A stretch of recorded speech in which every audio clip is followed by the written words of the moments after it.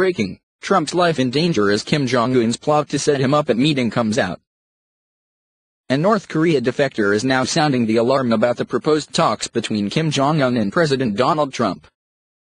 The 28-year-old defector told UK media this week that Kim Jong-un is more dangerous than his father or grandfather because he has more vested interest in becoming a nuclear state and actually using the nuclear power as a threat to force the world to give in to his demands. The defector, who asked to be identified using the pseudonym John Choi, said he has come forward now with this warning because he is concerned about what the despot will try to do to President Trump once he meets with him. John Choi continued by saying the reason Kim Jong-un is more dangerous than the rulers who came before him is because he's a young man and doesn't have the experience to think about outcomes to certain scenarios, which only comes with experience and maturity. He will just act without thinking of the consequences and is dead set on finishing the war his grandfather started by becoming the ruler of the whole peninsula, he added. This isn't a difficult thing to see considering how bloodthirsty he has displayed himself to be. He has shown himself to be reckless and far more dangerous than his predecessors. He had his uncle killed by feeding him to lions, and also his brother, and multiple military generals in order to gain and maintain power, and he has no issue throwing a tantrum or two to get what he wants.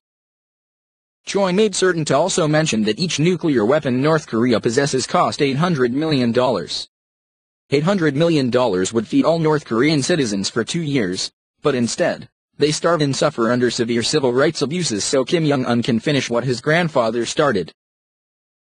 Here's more on the U.S.-North Korean talks via Fox News. President Trump deserves big credit for kicking off the first talks between Pyongyang and Seoul in more than 2 years, South Korean President Moon Jae-in said Wednesday. North Korea agreed Tuesday to send a delegation to next month's Winter Olympics, which are set to begin next month in Pyeongchang, South Korea. The rival nations' talks are the first sign of a possible thaw in their relationship. Rich Edson reports on the biggest issues at play and skepticism surrounding North Korea's sincerity. The talks were held for the first time since 2015 and Moon credited Trump for sparking them, according to Reuters. I think President Trump deserves big credit for bringing about the inter-Korean talks, Moon said at a news conference. It could be a resulting work of the U.S.-led sanctions and pressure. Following Moon's comments, his special advisor for foreign affairs and national security, Jong In-moon told Fox News, I agree 100%. Were it not for President Trump's pressures, North Korea would not have come to South Korea. President Trump deserves credit. He suggested the talks are a prelude to substantive bilateral discussions between the U.S. and North Korea. North Korea is desperate to have talks with the U.S., but there are communication difficulties. What was the choice? You can go to Washington through South Korea, he said. As to fears that South Korea will stray from the hardline the Trump administration has established regarding the nuclear and missile programs of North Korea, the special advisor said that would not happen. South Korea will go in tandem with the United States in dealing with North Korea, he said. Precisely. He said the South Korean government reacted to President Trump's support of current negotiation efforts after past criticism of Seoul by Washington. We heard what President Trump was saying, we support you. Even delaying the joint military drills, he said. I think it was an amazing development. Trump has taken a hard line against Kim Jong-un's belligerent regime, promising fire and fury in the face of North Korea's continued testing of illicit ballistic missiles and nuclear weapons. The two leaders have openly talked about using nukes, with both Trump and Kim Jong-un claiming they have buttons on their disks to launch nuclear-tipped missiles. The U.S. had expressed concerns that North Korea's willingness to talk with Seoul could drive a wedge in their own relationship with South Korea, but the South Korean president downplayed that notion, saying the main goal was still a denuclearized peninsula.